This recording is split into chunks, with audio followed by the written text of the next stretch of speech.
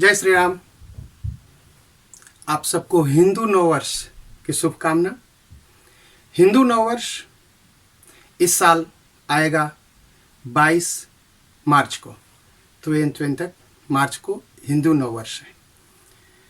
हम लोग नया साल मनाते हैं 1 जनवरी को, 31 दिसंबर से 1 जनवरी तक। तो हम सोचते हैं यही नया वर्ष है, लेकिन नहीं।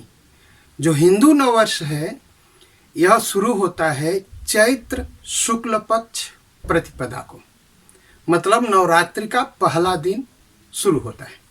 पहला दिन जो है यह जो है हिंदू नववर्ष कहते हैं इसको। हिंदू नववर्ष क्यों है? जैसे कहते हैं जीसस पैदा हुए तो इसलिए ईसवी सन शुरू हुआ। लेकिन हमारे यहाँ क्या है, इसको वर्ष प्रतिपदा कहते हैं, सृष्टि संवत कहते हैं। सृष्टि संवत इसलिए कहते हैं कि इसी दिन ब्रह्मा जी ने इस सृष्टि का निर्माण शुरू किया था, इसलिए इसे सृष्टि संवत कहा जाता है। वह कितने बरस पुराना है यह आप देखिए, आप पढ़ सकते हैं तो इसको पढ़िए, कितना बरस पुराना हुआ है। करोड़ों बरस पहले, और इतने वर्ष पहले हमारे शास्त्रों ने लिख के रख दिया, घंटा मिनट तक लिख के रख दिया, और सब कुछ सत्य और लिखा हुआ है इसी दिन। इसलिए हम लोग वर्ष प्रतिपदा कहते हैं, प्रस्थापना कहते हैं, प्रतिष्ठा कहते हैं, और गुड़ी पड़वा कहते हैं। इसके बहुत सारे नाम हैं शास्त्रों में। और वेदों में हजारों बरस पहले, लाखों बरस पहले कहूँ मैं तो, लाखों बरस पहले यह लिख दिया गया कि एक बरस में कुल 12 महीने होते हैं। यह वेद में लिखा है। तो जब वेद में लिखा है तो बहुत सत्य है। तो आने वाले 22 मार्च को हम लोगों का नया वर्ष है। तो नया वर्ष आने वाला जो है हमारे लिए शुभ हो, अच्छा हो, हमारे लिए, हमारे परिवार के लिए, संसार के लिए, पूरे ब्रह्मांड के लिए, उसके लिए क्या क्या करना चाहिए तो उसको हम सुनेंगे। तो नए वर्ष के दिन सुबह उठ करके नित्य क्रिया करने के बाद, नित्य क्रिया क्या है, मुंह धोने के बाद पहले शरीर में तेल लगाते हैं। उसे कहते हैं अभयंगम, तैल अभयंगम। तेल लगाना चाहिए शरीर में। उसके बाद तेल लगाने के बाद स्नान करना चाहिए।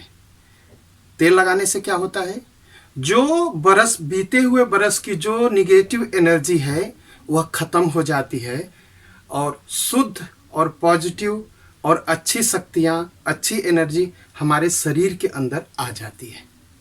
तो पहला काम ये करते हैं कि सुबह उठ करके उस दिन तेल लगा करके स्नान करते हैं। स्नान के बाद घर के सामने ध्वज स्थापन करते हैं।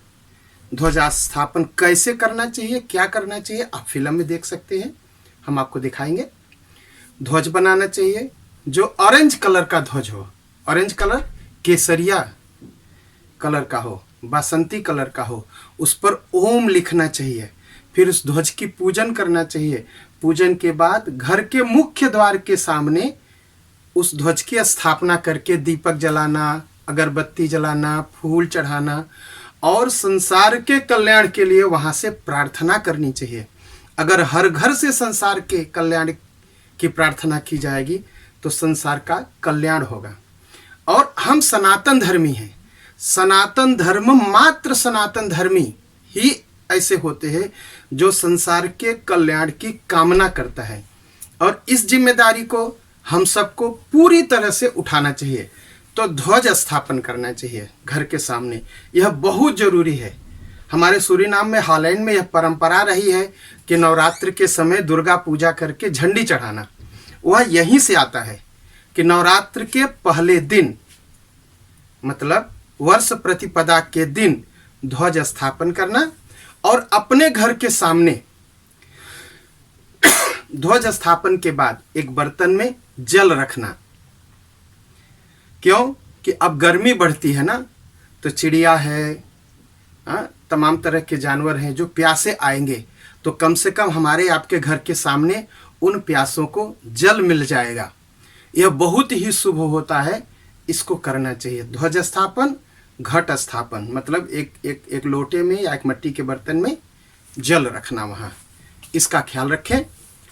इसके बाद क्या करते हैं, देव पूजन करते हैं। भगवान से परिवार के साथ बैठ करके संसार के कल्याण की प्रार्थना करते हैं।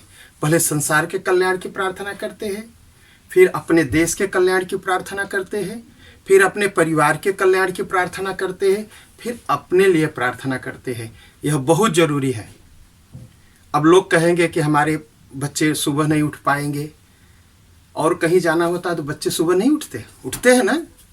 अगर आप वैकेंसी जाते हो घूमने और सवेरे 6 बजे फ्लाइट रहती है तो बच्चे 3 बजे उठ के तैयार होने लगते हैं, पूजा के लिए बहाना बनाते हैं। तो बहाना मत बनाने दीजिए, खुद उठिए और परिवार के साथ बैठ करके संसार के कल्याण की प्रार्थना करिए।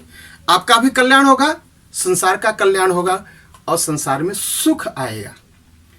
तो ध्वज स्थापन के बाद देव पूजन के बाद अपनी मेहनत की कमाई से देश के लिए, धर्म के लिए, ब्राह्मण के लिए कुछ दान निकालना चाहिए।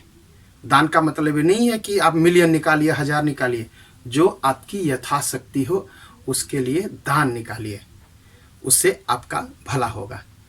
तो वर्ष प्रतिपदा यह बहुत ही शुभ दिन है, बहुत बड़ा दिन है एक सनातनी के लिए, संसार के लिए। इसी दिन यह संसार बनाया था ब्रह्मा जी ने, कितने वर्षों पहले बनाया था यह लिखा है, आप देख सकते हैं। दूसरा है, इसी दिन राजा विक्रमादित्य राजा बने थे, इसलिए इसे विक्रम संवत कहते हैं। कितने बरस पहले बने थे ये भी बता देता हूं आपको। 2080 बरस पहले राजा विक्रमादित्य राजा बने थे, इसलिए इसे विक्रम संवत भी कहते हैं। तो यह संवत जो आने वाला है आप सबके लिए शुभ हो, आपका मंगल हो, आपका भला हो, संसार का भला हो, हम उसके लिए प्रार्थना करते हैं।